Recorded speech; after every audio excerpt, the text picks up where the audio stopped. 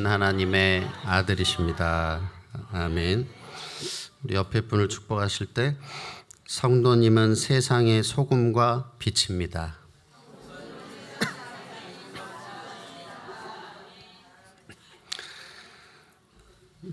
웃으시는 분들이 있는데 오늘은 세상의 소금과 빛이라는 제목의 말씀입니다.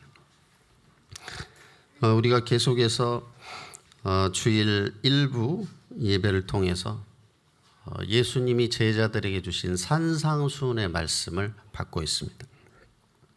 오늘도 지난번에 우리가 팔복을 받은 이후에 또 하나님이 계속해서 산상수훈의 말씀을 주시고 있습니다. 이 산상수훈은 무리가 아니라 제자들에게 주신 말씀이기 때문에 결국은 예수님이 사람들의 틀린 생각을 다 깨시는 겁니다. 그래서 우리는 이제 나, 내 것, 세상 성공 중심의 예틀을 다 깨고 이제는 오직 말씀 따라가는 삶, 그리고 복음의 새 틀을 우리는 갖춰야 되겠습니다. 우리가 지난번에 받았던 팔복은 마치 플랫폼과 같은 언약입니다. 이 팔복을 우리가 누림으로 이 축복을 가지고 이제는 빛과 소금의 삶을 이제는 살라는 것입니다.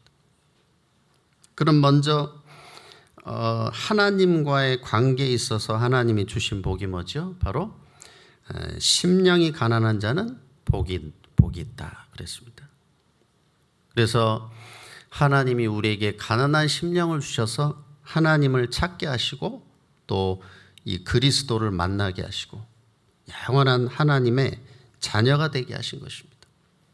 그리고 애통하는 자는 복이 있다. 가장 먼저 나 자신을 보고 애통해야 되겠죠. 그리고 죽어가는 현장을 보고 우리는 애통해야 됩니다. 그리고 온유한 자는 복이 있나니 그들이 땅을 기업으로 받을 것이다 그랬습니다.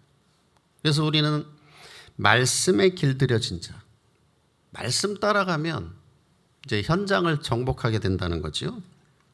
그리고 의에 줄이고 목마른 자, 보통 많은 사람들은 세상 것에 줄이고 목마른 삶을 살죠. 어떻게 하면 더 쾌락을 추구할까, 더 재밌는 걸, 더 편한 거. 그렇지만 의 되신 예수 그리스도를 사모하면 영원히 목마르지 않고 영원히 배부르다는 것이죠. 참 만족, 행복을 주신다는 것입니다. 그럼 이런 이제 복을 누리면서 이제 사람과의 관계 속에서 뭐라고 하셨죠? 긍휼히 여기는 자는 복이 있다 그랬습니다. 그들이 긍휼히 여김을 받게 될 것이다. 그래서 우리 모든 성도 여러분이 나를 긍휼히 여기시고 구원하신 예수 그리스도의 사랑과 그 정말 그리스도의 그 말씀을 이제 정말 어려움 당한 사람들에게 전해 주시기 바랍니다. 그리고 이제 마음이 청결한 자는 복이 있나니 그들이 하나님을 볼 것이다 그랬죠. 그래서 우리는 순수한 마음, 하나님을 믿고 말씀을 믿는 순수한 믿음, 단순한 믿음을 가질 때 이제 우리 성도 여러분의 현장에서 하나님의 역사를 보게 될 겁니다. 그리고 화평케 하는 자는 복이 있나니 그들이 하나님의 아들이라 일컬음을 받게 될 것이다 그랬죠. 그래서 이제 여러분이 이 화평의 복음을 증거하면 또 하나님께 영광 올려드리는 삶을 살면 여러분을 보고 이제 하나님 살아계신 것을 이제 보게 된다는 것입니다. 그리고 마지막은 의를 위하여 박해 받는 자는 천국이 그들의 것입니다. 그래서 하나님은 하늘과 땅의 모든 축복으로 여러분과 함께 하시고 또 여러분을 인도해 주실 줄 믿습니다. 그래서 이 팔복, 이 언약과 복을 누리면서 이제 세상의 빛과 소금의 역할을 감당하는 그런 삶을 사시기를 바랍니다. 그러면서 오늘 말씀은 바로 하나님의 자녀로서 이제 세상을 살리는 그런 복음의 영향력을 미치는 삶을 살라는 것이죠. 그래서 우리 모든 성도 여러분은 이미 하나님께서 영원한 축복, 완전한 복을 다 주셨습니다. 그래서 이 그리스도 안에 있는 풍성한 복을 누리고 전달하는 그런 복의 근원이 되시기를 축원합니다. 먼저 첫 번째로 세상의 소금입니다. 먼저 소금의 역할은 어떤 것일까요? 바로 가장 기본적으로는 음식의 맛을 나게 하죠. 그리고 또 다른 역할은 바로 음식이 썩지 않도록 보존하는 역할을 합니다. 그래서 소금을 뿌려놓죠. 썩지 않도록. 그리고 고대 사회에서는 정결하게 하고 청결하게 하는 재료로도 소금이 쓰였습니다. 그리고 레위기 2장 13절에 보니까 제사 제물로도 쓰였습니다. 그래서 언약의 소금이다 이랬죠. 그리고 이 소금은 녹으면서 형태가 없어지면서 맛을 내기 때문에 희생을 의미하기도 하고, 또 이 소금의 결정체를 통해서 이렇게 그 등불이 더 밝게 빛나도록 그런 데도 쓰였습니다. 그리고 소금을 쌓는 것은 부를 축적하는 것과 같은 의미로 또 여겨지기도 했습니다. 그래서 우리가 월급을 영어로 셀러리라고 하는데, 그 셀러리란 단어가 salt money, 그러니까 소금 돈이라는 뜻에서 파생된 것이 바로 셀러리라는 월급이라는 뜻입니다. 그런데 중요한 것은 가장 대표적인 소금의 특징은 뭘까요? 바로 짜다는 것이죠. 그런데 소금이 그 짠맛 때문에 음식에도 들어가고 또 뷔페도 맞고 이렇게 쓰이는 건데, 소금이 짠맛을 잃으면 어떻게 될까요? 아무짝에 소용이 없죠. 아무 필요가 없는 거죠. 그건 그냥 갖다 버려야 되는 거죠. 그렇기 때문에 오늘 말씀이 뭐라고 있습니까? 소금이 맛을 잃으면 길에 버려져 밟힐 뿐이다 그랬습니다. 그래서 이것이 바로 이스라엘 백성들의 모습이고 복음 놓친 사람들의 모습입니다. 이스라엘 백성들이 복음 놓치니까 어떻게 되죠? 하나님의 선택받은 민족들이 노예가 되고 포로가 되고 속국이 되고 많은 정말 불신자들에게 창피당하고 아주 부끄러움을 당하게 됐죠. 우리도 마찬가지입니다. 하나님의 자녀가 됐음에도 불구하고 예배 놓치고 말씀 놓치고 기도 놓치고 사명 놓치면은 불신자보다 못하게 돼요. 삶이. 구원은 받았는데 부끄러운 구원. 그렇다고 해서 타락할 수도 없고, 그렇다고 해서 사명 감당하는 것도 아니고, 그렇다고 막 응답받는 것도 아니고, 불신자들한테 손가락질 당하고 이렇게 된단 말이에요. 비참한 인생이 되는 것입니다. 그래서 우리 안디옥의 모든 성도 여러분은 이 짠맛을 내는 정말 그리스도의 소금의 역할을 잘 감당하시기를 바랍니다. 그러면 이 소금으로 맛을 내게 하는 그런 영적인 근원은 뭘까요? 바로 영적 영향력의 근원은 뭘까요? 그것이 바로 예수 그리스도입니다.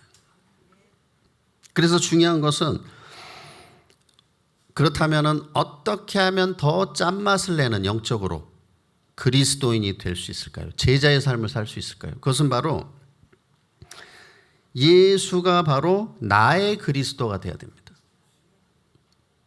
이 그리스도가 예수님이 지식이 아니고 나의 그리스도가 되어야 돼요. 내 인생의 그리스도로 나에게 부딪혀 와야 된다는 거죠. 그리고 십자가에서 다 이루신 그리스도가 나의 그리스도가 되어야 됩니다. 나의 그리스도로 매일 24 누려져야 돼요. 그리고 이 그리스도가 나에게 날마다 행복하게 각인되고 뿌리내리고 체질화돼야 됩니다. 그래서 이제 항상 뭡니까? 예배 성공. 그것이 최고의 각인뿌리 체질의 그러한 시간이죠. 그리고 이제는 훈련 속으로 내 개인의 시간표에 맞게 인도받으시기 바랍니다. 훈련은 예수님이 만들어 놓으신 거기 때문에. 그리고 이제 매일 그리스도로 가장 행복한 시간, 그런 나만의 집중의 시간 속으로 들어가시기 바랍니다. 그럼 이제 내가 더 영적으로 짠맛을 내는 그런 성령 충만을 누리게 되는 것이죠. 그런데 오늘 본문에 보니까 맛을 잃어버렸다.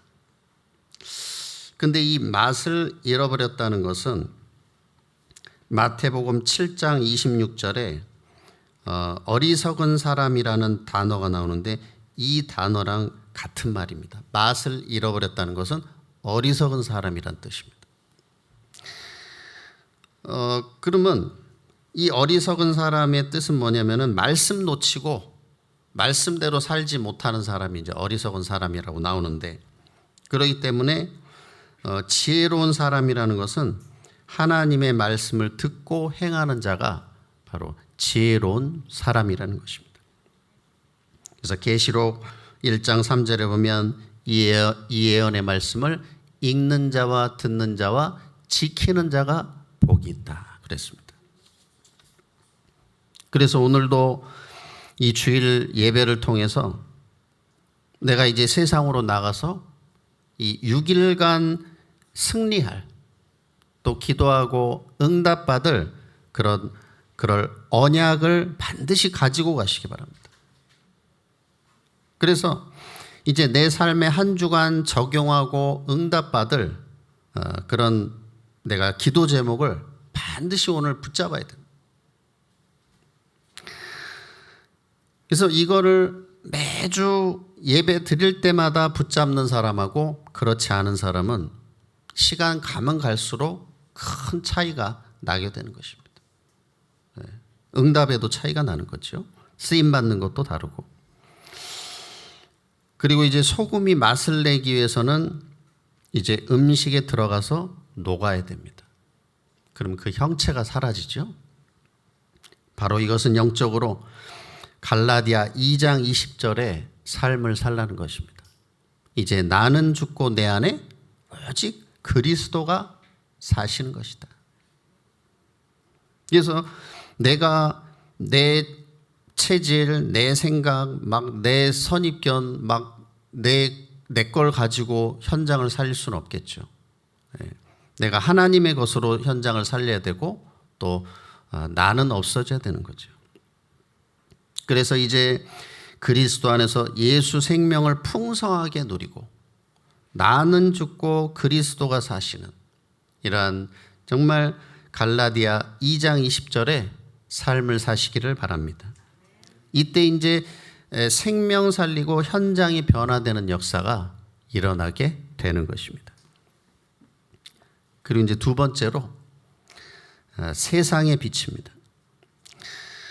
오늘 본문 14절에 보면 너희는 세상의 빛이라 산 위에 있는 동네가 숨겨지지 못할 것이요. 근데 예수님이 제자들에게 너희는 빛이라 이렇게 안 하시고 너희는 세상의 빛이라 그랬습니다. 그 말은 지금 세상에 빛이 필요하다는 얘기죠. 세상이 어둡다는 얘기죠. 그러니까 너희는 세상의 빛이다. 이렇게 말씀하신 것입니다. 그때 당시의 배경을 보면 이스라엘이 영적 무지에 빠져서 복음을 놓치고 이제 로마의 속국이 되어버렸습니다. 그리고 당시 유대인들, 바리새인, 서기관, 제사장들은 하나님 잘 믿는다고 하면서 이 복음의 본질을 놓치고 이제는 율법주의, 또 선민사상 여기에 빠져가지고 이제 교권에 사로잡혀서 자신들의 이 종교적인 기득권을 이제 챙기기에 바빴던 것이죠. 그리고 시대가 얼마나 악했느냐. 바른 복음 가진 사람들을 막 핍박하고 뭐 예수님 못 박을 정도로 막 예수 믿는 사람 죽이는 이런 흑암에 빠져 있는 그런 현장이었다는 것입니다. 지금도 사탄은 사람들을 계속해서 미혹시키고 있습니다. 고린도후서 4장 4절에 보니까 이 복음의 광채가 비치지 못하도록 자꾸만 사람들을 어두움 가운데로 몰아가고 있다는 거죠. 그래서 이 시대는 바로 교회의 위기 시대고 또 정신병 시대 그리고 중독 시대 또 이 귀신에게 사로잡힌 네피림 시대에 우리가 살고 있습니다. 그럼 우리가 어떻게 하면 이러한 흑암 현장을 살릴 수 있을까요? 요한복음 8장 12절에 보니까 예수께서 또 말씀하여 이르시되 나는 세상의 빛이니 나를 따르는 자는 어둠에 다니지 아니하고 세상의 빛을 얻으리라. 사실 우리는 빛이 아닙니다. 나는 빛이 아니에요. 내가 어떻게 세상을 살리고 어떻게 죽어가는 영혼을 살리겠습니까? 어떻게 보면 우리가 나 한 사람 살기도 힘들잖아요, 인생이. 근데 어떻게 우리가 다른 사람을 도와주고 살립니까? 그건 불가능한 일이에요. 그래서 세상의 빛은 사실은 우리가 아니고 누구라고 그랬죠? 네. 예수님이 나는 세상의 빛이다 그랬습니다. 내가 세상의 빛이라고 그랬어요. 그래서 이제 예수 그리스도만이 유일한 구원의 빛이요 생명의 빛이라는 것을 아시기 바랍니다. 예수님이 우리를 위하여 십자가에 대속하심으로 이 모든 흑암의 세력을 꺾으시고 또 하나님 만난 길을 여시고 모든 죽음과 운명과 지옥의 저주장에서 우리를 영원히 해방하신 것입니다. 그래서 예수님이 바로 유일한 구원의 빛이요 생명의 빛으로 오셨다. 세상의 빛으로 오셨다는 것입니다. 그래서 누구든지 예수 이름만 부르면 모든 어둠에서 해방되고 그리고 이제 하나님의 자녀가 되는 것입니다. 그래서 이제 우리 모든 성도 여러분은 이제 나 자신이 빛이기 때문에 여러분이 밟는 곳마다 흑암이 물러가고 이 사탄의 세력이 무너지는 것을 믿으시기 바랍니다. 그래서 예수 그리스도를 영접하고 주로 시인하는 자는 다 하나님의 자녀요. 이제 빛의 자녀가 되는 것입니다. 그래서 14절에 뭐라고 그랬죠? 너희는 세상의 빛이라. 왜? 세상의 빛이요 유일한 구원의 빛 대신 예수 그리스도가 내 안에 들어왔으니까 이제 너희는 세상의 빛이라는 거죠. 그리고 에베소 5장 8절에 보니까 너희가 전에는 어둠이더니 이제는 주 안에서 빛이라. 빛의 자녀들처럼 행해라. 그래서 우리 모든 안디옥의 성도 여러분은 나는 더 이상 어둠의 자식이 아니요. 나는 더 이상 어둠 가운데 있지 않다. 이제 나는 주 안에서 빛이다. 나는 그리스도 안에서 이제는 빛의 자녀다. 마귀 자녀가 아니라 하나님의 자녀다. 이 사실을 분명히 아시기 바랍니다. 절대 속으면 안 돼요. 그래서 자꾸 내 안에 어두움을 가져다 주면, 그죠? 부정적인 생각을 가져다 주면 어떻게 해야 되죠? 아이고 죽겠네, 힘드네. 막. 그러면 그냥 내 마음 생각을 다 내주는 거예요. 마귀야 가져가라. 그래. 아이고 힘들어. 아이고 죽겠어. 그러면 안 돼요. 빛 대신 예수 그리스도 이름으로 명하노니 이 어둠의 세력은 떠나가라. 이 더러운 마귀는 떠나갈지어다. 이걸 쫓아내시기 바랍니다. 예수 이름만 부르면 이 어둠이 다 물러가는데 얼마나 감사합니까? 그러면서 본문 15, 16절을 보니까 사람이 등불을 켜서 말 아래 두지 아니하고 등경 위에 두나니 이러므로 집안 모든 사람에게 비치느니라. 이같이 너희 빛이 사람 앞에 비치게 하여 그들로 너희 착한 행실을 보고 하늘에 계신 너희 아버지께 영광을 돌리게 하라. 여기서 말이라는 것은 그 곡식을 담는 그런 바구니 같은 것인데, 쉽게 말하면 이제 우리 어르신들은 잘 아실 텐데 그 대박보다 좀 큰 거예요. 대박보다 좀 한 10배 큰 게 말이라는 그 바구니거든요. 그러니까 등불을 켜는 것은 그걸로 말로 이렇게 등불을 덮으면 어두워지잖아요. 그렇게 말 아래 두려고 등불을 누가 켜겠느냐 이 말이죠. 그 등불을 왜 켭니까? 등불을 켜는 이유는 등경 위에 올려서 다 비추려고, 그죠? 집안 다 환하게 비추려고 그 등불을 켜는 거잖아요. 그런데 오늘 본문에서 중요한 부분이 있습니다. 예수님이 너희는 세상의 빛이 되라, 소금이 되라 이렇게 말씀 안 하셨어요. 아마 그렇게 말씀하셨다면 우리가 굉장히 힘들었을 거예요. 그렇죠? 너 한 주간 빛으로 살았어 안 살았어? 소금으로 살았어 안 살았어? 빛이 되라고 했잖아. 소금이 되라고 했잖아. 왜 이렇게 안 됐어? 율법이에요. 근데 예수님 뭐라고 하셨습니까? 너희는 세상의 빛이라. 되라가 아니에요. 너희는 세상의 소금이라. 소금이 되라고 안 했어요. 소금이라. 빛이 되라고 안 했어요. 빛이라. 이 언약을 붙잡으시기 바랍니다. 우리에게는 권능이 없어요. 아무 능력이 없어요. 뭐 소금 역할을 감당할, 빛의 역할을 감당할 능력이 없다니까요. 우리는. 능력과 권능은 하나님께 있는 것입니다. 그래서 하나님 주신 거예요. 그래서 내가 이 빛과 소금의 역할을 감당할 수 있도록 권능을 너희에게 줄 거니까 이제는 그것을 비추라는 거예요. 그 권세를 주신 것입니다. 권세를. 그래서 그 사실을 이제 믿고 현장으로 나가시기 바랍니다. 이미 빛이고 소금이에요. 그래서 하나님이 우리와 함께 하시기 때문에 이 능력을 주신 것입니다. 베드로전서 2장 9절에 보니까 이 구원의 빛을 선포하기 위해서 부르셨다. 이사야 60장 1절에는 일어나라 빛을 발하라 그랬습니다. 여호와 영광이 네 위에 임하였느니라. 그래서 우리 모든 성도 여러분이 이 그리스도의 빛을 비추는 파수망대, 그리고 오직 그리스도의 증인 되시기 바랍니다. 이 언약만 잡으면 역사 일어나는 거예요. 왜? 권세 권능을 주셨으니까. 되라가 아니에요. 이미 왔단 말이에요. 사용만 하고 누리기만 하면 되는 것입니다. 그리고 이제 하나님 자녀의 존재 이유는 딱 한 가지입니다. 바로 우리의 삶을 통해서 하나님께 영광을 올려드리는 것입니다. 그래서 여기 뭐가 나오죠? 너희의 착한 행실로 이제 많은 사람들이 보게 해라.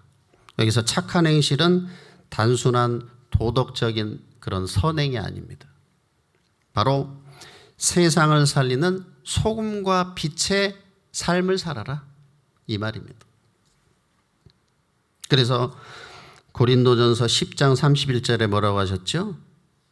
너희는 먹든지 마시든지 무엇을 하든지 다 하나님의 영광을 위하여 하라.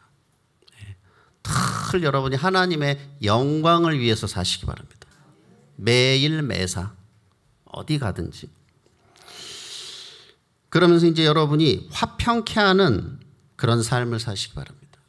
이 그리스도 복음으로 다 화평케 하면 우리가 팔복에서 봤죠? 정말 저 사람 예수 믿는 사람이구나. 정말 하나님 살아계시는구나.